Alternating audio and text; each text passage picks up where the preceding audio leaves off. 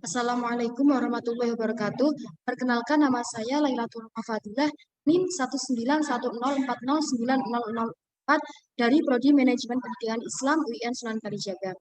Nah, tujuan saya membuat video ini yaitu untuk memenuhi tugas UAS mata kuliah ilmu pendidikan yang diampu oleh Ibu Dr. Anda Wijidayati MAG dan Bapak Syaifuddin MPD. Di sini saya akan menjelaskan sedikit tentang fenomena vaksinasi dan vaksin COVID-19. Yang pertama adalah vaksin dan vaksinasi. Apa sih definisi dari kedua kata tersebut? Yang pertama adalah vaksin.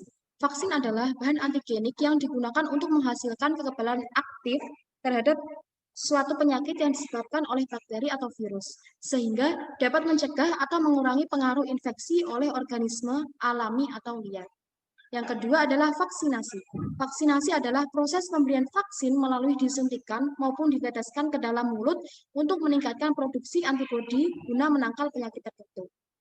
Nah, jadi kedua kata ini saling berkesinambungan. Karena apa? Karena vaksin ini obatnya dan vaksinasinya adalah perbuatannya. Vaksin adalah obat dan vaksinasi adalah perbuatannya. Jadi vaksinasi adalah pemberian vaksin kepada tubuh kita. Yang kedua adalah fenomena vaksinasi COVID-19 di dunia.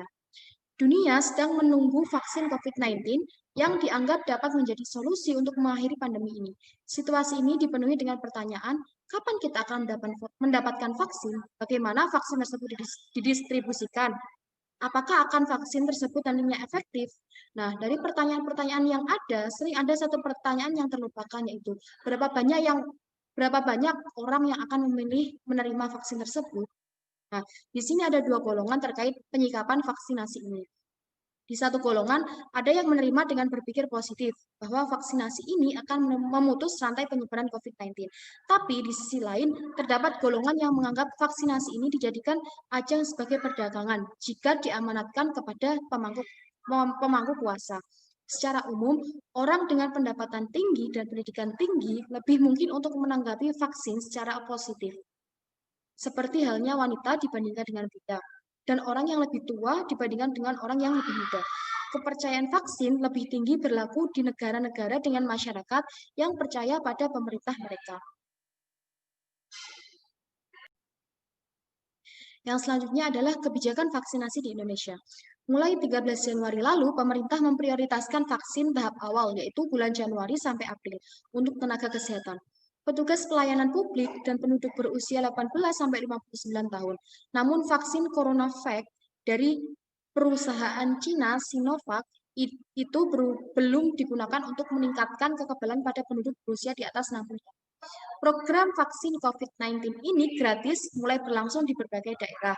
Pemerintah mengatakan warga yang menolak divaksin dapat dikenai hukuman pidana berupa penjara dan denda sesuai Undang-Undang Kekarantinaan Kesehatan. Hal ini belum pernah terjadi pada pemberian vaksin pada pandemi-pandemi sebelumnya, seperti pandemi cacar api. Yang diprioritaskan mendapatkan vaksin yaitu tenaga kesehatan, tokoh agama atau masyarakat, guru, aparatur pemerintah, peserta BPJS, PBI, dan masyarakat. Yang selanjutnya yaitu vaksinasi berdasarkan ilmu pendidikan. Pada pandemi COVID-19 ini, terutama setelah terdengar kebijakan pemerintah bahwa vaksinasi akan dilakukan, ada sekelompok masyarakat yang tidak menyetujui adanya vaksinasi. Hal ini terjadi karena ucapan dari mulut ke mulut yang apabila pengonsumsi informasi terakhir itu pasti sudah berbeda dengan apa yang dikatakan di mulut orang pertama. Karena sejatinya perspektif orang itu berbeda-beda. Seperti halnya tentang vaksinasi ini. Masyarakat mengira jika kita disuntik vaksin, maka akan semakin memperparah kekebalan tubuh.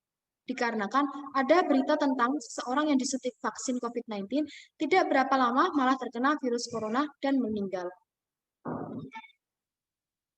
Nah, selanjutnya, hal tersebut tidaklah benar. Kenapa? Karena pada dasarnya vaksinasi itu aman untuk dilakukan.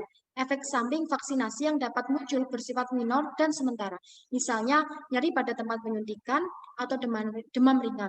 Beberapa orang dapat mengalami pasca vaksinasi, namun beberapa orang lainnya tidak mengalami demam. Nah, hal ini perlu diperhatikan. Jika demam sangat tinggi, dapat diberikan obat penurun panas untuk mencegah terjadinya kejang demam, khususnya bagi orang dengan riwayat keluarga kejang demam. Efek samping berat sangat jarang terjadi dan muncul pada orang-orang tertentu saja, sehingga perlu dimonitor Dibandingkan dengan kerugiannya, vaksinasi ini memiliki lebih banyak keuntungan. Kesakitan maupun kematian juga lebih berisiko terjadi tanpa pemberian vaksin.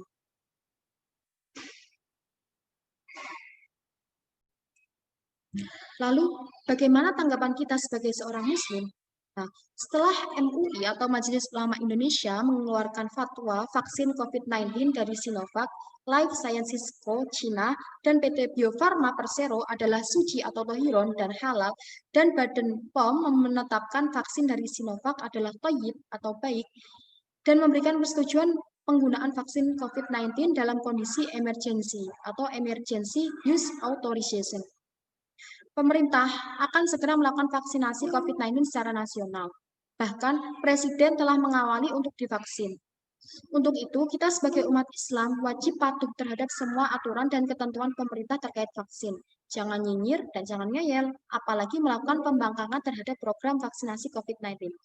Pemerintah tentunya ingin agar seluruh rakyat Indonesia itu sehat, negara kuat, dan kehidupan kembali normal. Dalam ketentuan fikih, tindakan yang menyebabkan bahaya atau maldorot itu hukumnya haram, termasuk tindakan menolak vaksin yang membahayakan kepada diri sendiri dan orang lain. Memang di negara RI tampaknya belum ada peraturan di tingkat pusat yang mengatur sanksi pidana bagi pihak yang menolak divaksinasi COVID-19. Nah, sanksi itu bisa jadi berbentuk sanksi administratif, bukan pidana. Nah, sebagai muslim itu kita harus wajib melakukan vaksinasi ya, karena itu demi kebaikan diri kita dan orang lain. Apalagi setelah ada fatwa dari MUI bahwa vaksin itu halal. Vaksin aja boleh mengandung barang haram apabila itu hanya itu saja, vaksin itu saja, tidak ada jalan keluar lain, itu boleh meskipun ada mengandung bahan yang haram, apalagi ini halal. Nah, kita sebagai muslim wajib untuk melakukan vaksinasi.